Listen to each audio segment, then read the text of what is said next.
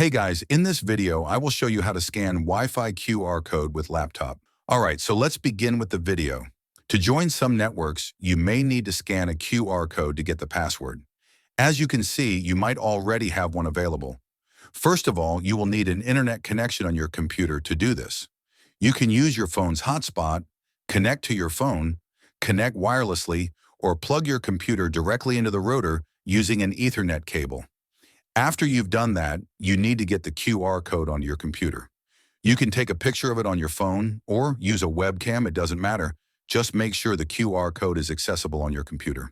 Then open up a web browser and search for a QR scanner website such as qrscanner.net.